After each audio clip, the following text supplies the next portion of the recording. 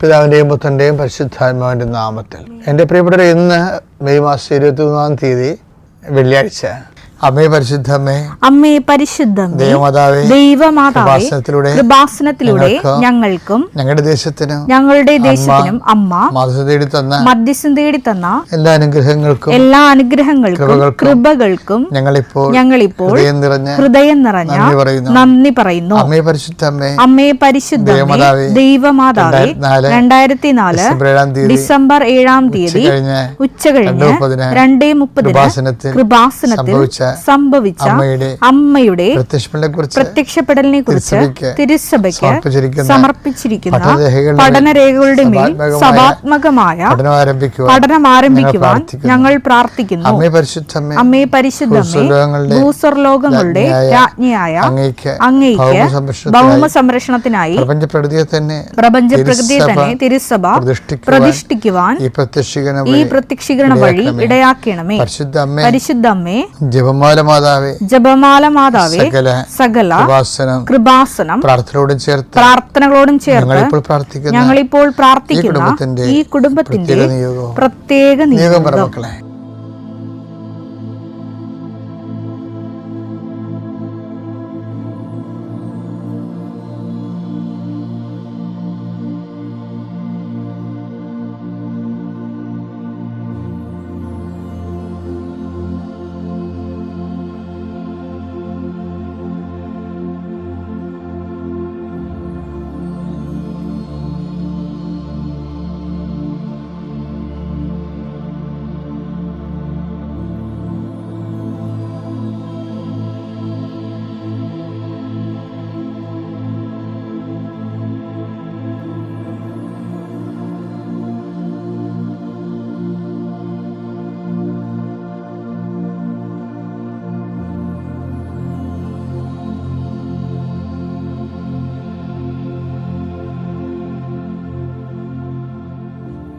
അമ്മയുടെ പ്രത്യക്ഷീകരണത്തിന്റെ ഈ അനുഗ്രഹവേളയിൽ ഞങ്ങൾക്ക് സാധിച്ചു തരുവാൻ കനിയണമേ.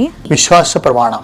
സർവശക്തനായ പിതാവും ആകാശത്തിന്റെയും ഭൂമിയുടെയും സൃഷ്ടാവുമായ ദൈവത്തിൽ ഞാൻ വിശ്വസിക്കുന്നു. അവിടുത്തെ ഏകപുത്രനും ഞങ്ങളുടെ കർത്താവുമായ ഈശോ മിശിഹായിലും ഞാൻ വിശ്വസിക്കുന്നു. ഈ പുത്രൻ പരിശുദ്ധാത്മാവിനാൽ ഗർഭസ്ഥനായി കന്യകാമറിയത്തിൽ നിന്ന് പിറന്ന് പൊന്തിയോസ് പീലാത്തോസിന്റെ കാലത്ത് പീഡകൾ സഹിച്ച് കുരിശിൽ തറയ്ക്കപ്പെട്ട് മരിച്ച് അടക്കപ്പെട്ട് പാതാളങ്ങളിൽ ഇറങ്ങി മരിച്ചവരുടെ ഇടയിൽ നിന്ന് 3-ാം നാൾ ഉയർത്ത് സ്വർഗത്തിലേക്ക് എഴുന്നള്ളി സർവശക്തിയുള്ള പിതാവായ ദൈവത്തിന്റെ വലതുഭാഗത്തിരിക്കുന്നു. അവിടെ നിന്ന് ജീവിക്കുന്നവരെയും മരിച്ചവരെയും വിധിക്കുവാൻ വരുമെന്നും ഞാൻ വിശ്വസിക്കുന്നു. പരിശുദ്ധാത്മാവിലും ഞാൻ വിശ്വസിക്കുന്നു. വിശുദ്ധ കത്തോലിക്കാ സഭയിലും പുണ്യവാന്മാരുടെ ഐക്യത്തിലും പാപങ്ങളുടെ മോചനത്തിലും ശരീരത്തിന്റെ ഉയർപ്പിലും നിത്യമായ ജീവിതത്തിലും ഞാൻ വിശ്വസിക്കുന്നു. ആമേൻ. സ്വർഗ്ഗസ്ഥനായ ഞങ്ങളുടെ പിതാവേ, അങ്ങയുടെ നാമം പൂജിതമാകണമേ. അങ്ങയുടെ രാജ്യം വരണമേ. അങ്ങയുടെ തിരുമനസ് സ്വർഗത്തിലെ പോലെ ഭൂമിയിലും ആകണമേ.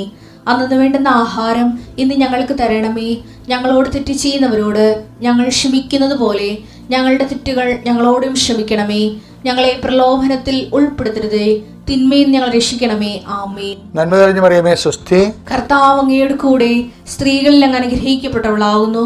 അങ്ങയുടെ ഉദരത്തിൻ ഫലമായി ഈശോ അനുഗ്രഹിക്കപ്പെട്ടവനാകുന്നു. പരിശുദ്ധ മറിയമേ, തമ്പുരാന്റെ അമ്മേ, പാപികളായ ഞങ്ങൾക്ക് വേണ്ടി ഇപ്പോഴും ഞങ്ങളുടെ മരണസമയത്തും തമ്പുരാനോട് അപേക്ഷിക്കണമേ. ആമേൻ. കർത്താവേ, നിന്റെ ഉന്നതമായ നാമത്തിന് സ്തോത്രം ചെയ്യുന്നു. കർത്താവേ, നിന്റെ വിശുദ്ധ പൗരോഹിത്യത്തെ മഹത്വപ്പെടുത്തണമേ. കർത്താവെ, സഭയിലുള്ള സാന്നിധ്യം പ്രകടമാക്കണമേ. 39 വർഷം ഞാൻ അർപ്പിച്ച കൃപാനയുടെ യോഗ്യതയാൽ കൃപാസ്ഥാനത്താറെ ജീവനോടെ പ്രത്യക്ഷപ്പെട്ട മാതാവിൻ്റെ മാധ്യസ്ഥത്താൽ ഇന്ന് മെയ് 23 തീയതിയായ വെള്ളിയാഴ്ച യാത്ര ചെയ്യുന്ന എല്ലാ മക്കളെയും ഞാൻ ആശീർവദിക്കുന്നു. നിങ്ങളുടെ യാത്രയുടെ ലക്ഷ്യങ്ങൾ കർത്താവിൻ്റെ നാമത്തിൽ ആശീർവദിക്കപ്പെടട്ടെ. നിങ്ങളുടെ നിങ്ങളുടെ ജീവിതത്തിൻ്റെ ഭാരങ്ങളുമായി നിങ്ങൾ സഞ്ചരിക്കുമ്പോൾ കഴുത്തിടറാതെ മുന്നോട്ട് പോകാൻ കർത്താവ് നിന്നെ താങ്ങട്ടെ. അധ്വാനിക്കുന്നവനും ഭാരം വഹിക്കുന്നവനും എൻ്റെ അടുക്കൽ വരിക, ഞാൻ നിങ്ങളെ ആശ്വസിപ്പിക്കാമെന്ന് അളിച്ചത് കർത്താവിൻ്റെ വചനത്തിലെ ആ ആശ്വാസ വചനത്തിലെ പ്രത്യാശ അർപ്പിച്ചുകൊണ്ട് ദൈവവേദലെ നീ മുന്നേറുക. നിൻ്റെ ഇടത്തും വലത്തും വീട്ടിലും വഴിയിലും ജലത്തിലും കരയിലും വാഗ്ദാനപ്രകാരം നിന്റെ ദൈവത്തിൻ്റെ ദൂതൻ നിനക്ക് മുമ്പേയും സഞ്ചരിക്കട്ടെ. അമ്മ പരിശുദ്ധ ദേവമാതാവ് കാനായിലെ കല്യാണ കുടുംബത്തിൽ എന്നതുപോലെ നിന്റെ അവശതകളും പോരായ്മയില്ലെങ്കിലും നീ അറിയുന്ന മുമ്പ് തന്നെ അറിഞ്ഞുകൊണ്ട് നിനക്ക് വേണ്ടി മധ്യസ്ഥം വഹിക്കട്ടെ. എല്ലാ മലാഖന്മാരും വിശുദ്ധന്മാരും രക്തസാക്ഷികൾ നീ ചെയ്യുന്ന പ്രവൃത്തികൾ ദൈവതിരുസന്നിധിയിൽ ആദരണീയമാകുന്നതിന് വേണ്ടിയും അത് സ്വീകാര്യമാകുന്നതിന് വേണ്ടിയും കർത്താവ് എൻ്റെ പരിശുദ്ധാത്മ നയിക്കപ്പെടുകയും നീ അനുഗ്രഹിക്കപ്പെടുകയും ചെയ്യട്ടെ. നീ ആർക്ക് വേണ്ടിയാണ് വാദിക്കുന്നത്, ആർക്ക് വേണ്ടിയാണ് നീ ശുപാർശ ചെയ്യുന്നത്, അവരെ കർത്താവ് ആശീർവദിക്കട്ടെ. നിന്റെ മധ്യസ്ഥ പ്രാർത്ഥനയ്ക്ക് പകരം നിന്റെ മധ്യസ്ഥ പ്രാർത്ഥന ദൈവദിവസം വിലയുള്ളതാകുവാൻ ആവശ്യമായ ദൈവത്തിൻ്റെ സുവിശേഷ പ്രവർത്തനങ്ങൾ ദൈവസ്നേഹത്തോടെ ചെയ്തുകൊണ്ട് നിൻ്റെ സ്വർഗീയമായ ആധ്യാത്മികമായ ആസ്തി പദ്ധതികൾ ഉറപ്പിക്കുവാൻ കർത്താവ് നിന്നെ ആശീർവദിക്കട്ടെ. എൻ്റെ കർത്താവിൻ്റെ ഉന്നതമായ നാമത്തിൽ സഭയുടെ അധികാരത്തിൽ നിൻ്റെ അധ്വാന ശേഷികൾ വർദ്ധിക്കുകയും അധ്വാന ഫലങ്ങൾ അഭിവൃദ്ധി പ്രാപിക്കുകയും ചെയ്യട്ടെ. എൻ്റെ കർത്താവിൻ്റെ ഉന്നതമായ നാമത്തിൽ സഭയുടെ അധികാരത്തിൽ കുരിശിൻ്റെ അടയാളത്തിൽ നീ എന്ത് ആഗ്രഹിക്കുന്നുവോ ഈ ദൈവത്തെ മുൻനിർത്തിക്കൊണ്ട് ആഗ്രഹിക്കുന്ന സൗഖ്യങ്ങൾ, ആഗ്രഹിക്കുന്ന വിടുതലുകൾ യേശുവിൻ്റെ നാമത്തിൽ തൽക്ഷണം മാതാവിൻ്റെ മധ്യസ്ഥ പ്രാപിക്കട്ടെ. എൻ്റെ കർത്താവിനുമായ നാമത്തിൽ നീ ഇടപെടുന്ന വ്യക്തികൾ, സംസാരിക്കുന്ന വിഷയങ്ങൾ, ഇടപെടുന്ന കാര്യങ്ങളെല്ലാം കർത്താവിൻ്റെ കൃപ നിറയട്ടെ. കർത്താവെ, ഇന്നത്തെ ദിവസം സമർപ്പിച്ച് പ്രാർത്ഥിക്കുന്നു. ഇന്നത്തെ ദിവസത്തിൻ്റെ യാത്രാ വഴികൾ, യാത്രാ ലക്ഷ്യങ്ങൾ എല്ലാം അതിൻ്റെ തടസ്സങ്ങൾ യേശുവിൻ്റെ നാമത്തിൽ മാറിപ്പോകട്ടെ. കർത്താവ്, രാവിലെ അങ്ങയുടെ തിരുസന്നിധിയിൽ തിരിച്ചണയുന്ന കാലത്ത് വഴിവെക്കിലെല്ലാം നിന്നെ കണ്ടുമുട്ടിയതിൻ്റെ അനുഭവങ്ങൾ മനസ്സിലോർത്ത് നിനക്ക് നന്ദി പറയുവാൻ ഈ ദൈവപൈതലിനെ കർത്താവ് മുദ്ര അനുഗ്രഹം നൽകട്ടെ എന്ന് പ്രാർത്ഥിക്കുന്നു. നിൻ്റെ അടിക്കടി നിൻ്റെ വിശ്വാസം വർദ്ധിക്കുകയും അടിക്കടി നിൻ്റെ ദൈവസ്നേഹം വർദ്ധിക്കുകയും നീ ദൈവത്തിൻ്റെ സുവിശേഷ സാക്ഷ്യം വഹിക്കാൻ നിനക്ക് ഭാരമില്ലാതൊരു ആ സാക്ഷ്യം വഹിക്കുവാൻ പറ്റുന്ന രീതിയിൽ ദൈവം നിന്നെ ആശീർവദിക്കുകയും അനുഗ്രഹിക്കുകയും ചെയ്യട്ടെ. നിത്യം പിതാവും പുത്രനും പരിശുദ്ധാത്മാവ് സർവ്വീശ്വരെ നയിക്കുക. ആമേൻ. എൻ്റെ പ്രിയപ്പെട്ടവരെ, ഉടമ്പടി ജീവിതത്തിലെ നമ്മുടെ ഡെയിലി ബ്രെഡ്, അനുദിന ആത്മമന്ന എന്നീ ശുശ്രൂഷയുടെ തുടങ്ങാനുള്ള കാരണം ഉടമ്പടി എടുത്തവരെ ലക്ഷ്യം വെച്ചുകൊണ്ടാണ്. ഉടമ്പടി എടുത്തവരെ ചിലർ രാവിലെ ഒരു പ്രാർത്ഥന അച്ഛനുമായിട്ട് കിട്ടിയിരുന്നെങ്കിലെന്ന് ആശിക്കുന്ന പോലെയുള്ള സാക്ഷ്യങ്ങൾ പറയും. നമുക്ക് നേരത്തെ അങ്ങനെ ചെറുതായിട്ടുണ്ടായിരുന്നു, പക്ഷെ അത് റെക്കോർഡ് ചെയ്തിട്ട് മധ്യസ്ഥ പ്രാർത്ഥന സ്വരം ആയിട്ട് കേൾക്കണത്. അപ്പോൾ അത് അല്ലാതെ അച്ഛൻ സ്ക്രീനിൽ വന്നിട്ട് നമുക്ക് ഒരുമിച്ച് പ്രാർത്ഥിക്കാൻ പറ്റുന്ന സാഹചര്യം പണ്ട് കോവിഡ് കാലത്ത് അങ്ങനെ ചെയ്യുമായിരുന്നു. ആ അനുഭവങ്ങളെ വെളിച്ചത്തിൽ ആൾക്കാർ ആവശ്യപ്പെട്ടിട്ടാണ് നമ്മൾ ഈ ഡെയിലി ബ്രെഡ് തുടങ്ങാൻ കാര്യം. കോവിഡ് കാലത്ത് ഓൺലൈനിൽ തന്നെ എല്ലാവർക്കും വേണ്ടി പ്രാർത്ഥിക്കുമായിരുന്നു. അത് തന്നെ ഇത്. അപ്പം അത് ആൾക്കാർക്ക് എല്ലാ ആശ്വാസവും അനുഭവം ഉണ്ടായിട്ടുണ്ട്. അപ്പം അതുപോലെ തന്നെ നിങ്ങൾക്ക് ഓരോ ദിവസവും, അതുകൊണ്ട് ഇതിത്തിരി ബുദ്ധിമുട്ടാണ് എനിക്ക്, എന്നാലും ഞാനത് ചെയ്യണതിൻ്റെ കാരണം സുവിശേഷം പ്രസംഗിക്കുക സാഹചര്യം അനുകൂലമാണെങ്കിലും അല്ലെങ്കിലും ഒന്നില്ലേ. 2 തിമോത്തി 4:2 വചനം പ്രസംഗിക്കുക സാഹചര്യങ്ങൾ അനുകൂലമാണെങ്കിലും അല്ലെങ്കിലും ജാഗരൂകതയോടെ വർത്തിക്കുക. മറ്റുള്ളവരിൽ ബോധ്യം ജനിപ്പിക്കുകയും അവരെ ശാസിക്കുകയും ഉദ്ബോധിപ്പിക്കുകയും ചെയ്യുക. ഇതെല്ലാം ഞാൻ ചെയ്യണതാണ്. നിങ്ങൾക്കറിയാമല്ല, ഉടമ്പടി ധ്യാനം കേൾക്കുമ്പോൾ ഒരു ശാസ്ത്രം കിട്ടാത്ത ഒരൊറ്റ ഉടമ്പടി ധ്യാനം പോലും ഉണ്ടാകത്തില്ല. എന്തെങ്കിലുമൊക്കെ അച്ഛൻ നിങ്ങൾ വഴക്ക് പറയും. അത് കാര്യം ഇത് അത് സുവിശേഷത്തിൽ അങ്ങനെ ശാസിക്കേണ്ടതാണ്. അതായത് ഇടയൻ ആടുകളെ നയിക്കുമ്പോൾ ചിലരിങ്ങനെ അപഭ്രംശം സംഭവിക്കത്തില്ലേ, അപ്പോൾ ഒരു കൊട്ടും മുട്ടൊക്കെ കൊടുത്തിട്ടാണ് നേരെ ആക്കി വെക്കുന്നത്. അപ്പം അതുപോലെ ശാസന കിട്ടും. പിന്നെ എന്താണ് ബോധ്യം. അപ്പോൾ ഞാൻ എപ്പോഴും കർത്താവിനോട് പറയുകയാണ്, കർത്താവേ, ജനങ്ങൾക്ക് ഞാൻ സംസാരിക്കുമ്പോൾ ബോധ്യം കിട്ടണമെന്ന്. പണ്ടേ ഞാൻ സംസാരിച്ച ആൾക്കാർക്ക് മനസ്സിലാകത്തില്ലായിരുന്നു.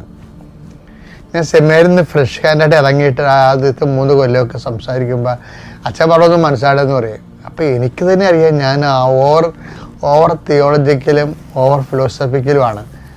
അങ്ങനെയായിട്ടാണ് പണ്ട് സംസാരിച്ചുകൊണ്ടിരുന്നത്. അപ്പോൾ അതിന് ജീവിതമായിട്ട് യാതൊരു ബന്ധവും ഇല്ല. അവസാനം ഞാൻ തന്നെ ചോദിച്ചു വാങ്ങിച്ചതാണ്. സിമ്പിളായിട്ടുള്ള ലളിതമായ രീതിയിൽ കർത്താവെ ജനങ്ങളോട് സംസാരിക്കാൻ ഇടയാക്കണമെന്ന്. ഇന്നത്തെ ശൈലി അതിനേക്കാൾ മാറി. ഇന്ന് വചനത്തിൻ്റെ പൊരുളുകൾ ജീവിതത്തിൻ്റെ ബന്ധിയായിട്ട് ലിങ്ക് ചെയ്ത് അവതരിപ്പിക്കാൻ കർത്താവ് ഒരു പ്രത്യേക അഭിഷേകം തന്നു. ഞാനത് കഴിഞ്ഞ ദിവസങ്ങളിൽ ഒരു ചേച്ചി ഒരു സാക്ഷിയൊക്കെ പറഞ്ഞിരുന്നു. കാര്യം അത് കേൾക്കുമ്പോൾ അവർക്ക് ജീവിതത്തിൽ ബോധ്യങ്ങൾ കിട്ടുമെന്ന്. അത് ഈ 2 തിമോത്തി 4 ഒന്നുകൂടെ വായിച്ചേ. വചനം പ്രസംഗിക്കുക സാഹചര്യങ്ങൾ അനുകൂലമാണെങ്കിലും അല്ലെങ്കിലും അതായത് അല്ലെങ്കിലും എന്ന് പറഞ്ഞു കഴിഞ്ഞാലേ, അതായത് ഇതിന് 2 മാർക്കാണുള്ളത്. 2 തരം മാർക്കുണ്ട്. ജാഗരൂകത വേണം. പക്ഷെ അതേസമയം തന്നെ സാഹചര്യം ഒക്കുമ്പോൾ മാത്രം വചനം പ്രഘോഷിക്കാനുള്ളതല്ല. പ്രാർത്ഥന അങ്ങനെയാണ്. അതൊരു അപ്പോസ്തലിക നിലപാടാണ്. അതായത് ഇപ്പം സാഹചര്യം പ്രതികൂലമാണ് എങ്കിൽ അങ്ങനെ എന്നിട്ടും നമ്മൾ പ്രാർത്ഥിക്കുകയും പ്രവർത്തിക്കുകയും ചെയ്യണമെങ്കിൽ അതിന് ഒരു എബോവ് ഡിസ്റ്റിങ്ഷൻ മാർക്കാണ് ഉള്ളത്. അനുകൂലമായ സാഹചര്യത്തിൽ പ്രവർത്തിച്ച ക്ലാസ് മാർക്ക് കിട്ടും നമുക്ക് 60 മാർക്ക്. അതാണ് വ്യത്യാസം. അല്ലെങ്കിൽ നമുക്ക് സമയത്ത് ആഹാരം കിട്ടുന്നുണ്ട്, നമുക്ക് രോഗങ്ങളൊന്നുമില്ല, കടങ്ങളൊന്നുമില്ല, നമ്മൾ വളരെ ഹാപ്പിയാണ്, ഫീൽ ഫ്രീ ആണ്. അപ്പോൾ ദൈവത്തിന് നമ്മൾ വർക്ക് ചെയ്യണമെങ്കിൽ നമുക്ക് 60% ഉള്ളത്. എൻ്റെ അനുഭവത്തിൽ നിന്ന് ഞാൻ പറയണ. പക്ഷെ നമ്മുടെ സാഹചര്യം പ്രതികൂലമാണ്. എന്താണ്, നമുക്ക് രോഗമുണ്ട്, ശരീരം മേലനങ്ങണില്ല, അതുപോലെ തന്നെ നമുക്ക് ചിലപ്പോൾ വിശപ്പുണ്ട്, അതിന് തൽക്കാലത്തേക്ക് മാർഗം കാണുന്നില്ല. അങ്ങനെയുള്ള പ്രതികൂല സാഹചര്യങ്ങളിലും ആണ് പ്രാർത്ഥിക്കണമെന്നുണ്ടെങ്കിൽ അതിന് ഈ 80% എബോവ് മാർക്കിങ്സ് വരും. പക്ഷെ ബുദ്ധിയുള്ളവർ, കാര്യം ഞാൻ എപ്പോഴും നിങ്ങൾ പറയുന്നു, ഈ ഉടമ്പടി ജീവിതം ബുദ്ധിയുള്ളവരുടെ ജീവിതമാണെന്ന് പറയും. As A life of intellect. എന്താ കാര്യം, ആ ഷെയറിന് അടുത്ത ഏത് ഷെയറാണ് അടുത്ത മാർക്കറ്റിൽ വില കൂടാൻ കഴിവുള്ളതെന്ന് ചിലർക്ക് അറിയാൻ പറ്റും. അപ്പോൾ അവരത് വില കുറച്ചപ്പോൾ വാങ്ങിച്ചു വെക്കും. ഇപ്പം നമുക്ക് പ്രയാസങ്ങളൊക്കെ ഉള്ള സമയമാണെങ്കിൽ, വേദന, രോഗം, മറ്റുള്ളവരുടെ വഴക്ക്, അതുപോലെ തന്നെ വീട്ടിലെ ഭിന്നതകളൊക്കെ ഉള്ള സമയത്ത് അത് നമ്മളിതിനെ ബാധിക്കാതെ നമ്മൾ നമ്മുടെ ജോലി ശുശ്രൂഷയോടെ മുന്നോട്ട് പോകണമെങ്കിൽ അതിന് മാർക്ക് കൂടും. എന്താ കാര്യം, അത് ഭയങ്കര പ്രാർത്ഥിക്കാൻ പാടുള്ള സമയമാണ്. അപ്പം എന്നിട്ട് നമ്മൾ പ്രാർത്ഥിക്കുമ്പോൾ ഉള്ളതിന് നല്ല ദൈവസന്നിധിയിൽ മഹത്വം വർദ്ധിക്കും. അങ്ങനെയാണ് എൻ്റെ റേറ്റിംഗ് വർദ്ധിക്കുന്നത്. അപ്പം അതുകൊണ്ട് നീ ഒരു വളരെ മോശം കാലാവസ്ഥയിൽ നല്ലവണ്ണം വർക്ക് ചെയ്യണതാണ് ഈ ആധ്യാത്മികത എന്ന് പറയുന്നത്. പറഞ്ഞു മനസ്സിലായില്ലേ? മോശം കാലാവസ്ഥയിൽ ഇപ്പോൾ മത്സ്യത്തൊഴിലാളി സഹോദരങ്ങൾക്ക് ഇപ്പം മോശം കാലാവസ്ഥയാണ്. എന്താ കാര്യം, രാവിലെ എഴുന്നേൽക്കുമ്പോൾ തന്നെ കാറ്റും മഴയുമാണ്. അപ്പോൾ ഒഴുക്കുമുണ്ടാകും ശക്തമായിട്ട്. അപ്പോൾ വള്ളം എത്ര തുഴഞ്ഞാലും 7 കടലൊക്കെ ഒടിഞ്ഞ് വീണ കാണാം. എന്നിട്ടാണ് പിന്നെ കടൽ താറിയിട്ട് നിരപ്പ് കിട്ടുന്നത്. ചിലപ്പോൾ കമന്നും പോകും. ആ സമയത്ത് നമുക്ക് അത് 1 by 1 ആയിട്ട് ഒരു കണക്ക് തെറ്റിപ്പോയി കഴിഞ്ഞാൽ നമ്മൾ തിരയുന്ന വള്ളം കമലണത് ഞാൻ കണ്ടിട്ടുണ്ട്, നേരിട്ട് കണ്ടിട്ടുണ്ട്. അപ്പോൾ എന്ത് സംഭവം എന്ന് വെച്ച് കഴിഞ്ഞാൽ ആ സമയത്ത് ഈ നമ്മുടെ ആധ്യാത്മിക ജീവിതത്തിലും ഇതുപോലുള്ള ഒരു സമയമാണ് നിനക്കെന്ന് വിചാരിച്ചോ. വഴക്കുണ്ട്, കേസുണ്ട്, പോലീസ് സ്റ്റേഷനിൽ ചെല്ലാൻ പറഞ്ഞിരിക്കുന്നു, കുടുംബത്തിൽ വീട്ടിൽ സാമ്പത്തിക ബാധ്യത കാര്യങ്ങളുണ്ട്, കുഞ്ഞുങ്ങളുടെ പഠനമുണ്ട്, അവരുടെ പരീക്ഷ, അവരുടെ ഉപരിവിദ്യാഭ്യാസത്തിന് വേണ്ടിയുള്ള ചിലവുണ്ട്. അപ്പം നീ ഇങ്ങനെ എവിടെ പായുമെന്നറിയാൻ പോലെ നിൽക്കുന്ന സമയമാണെങ്കിലും ഈ സമയത്ത് നിനക്ക് നമ്മൾ ഒരു സ്വർഗസ്ഥനായ പിതാവിന് 1 കോടി രൂപയുടെ അത്രയും വിലയുള്ള സമയമാണിത്. മനസ്സിലായില്ലേ?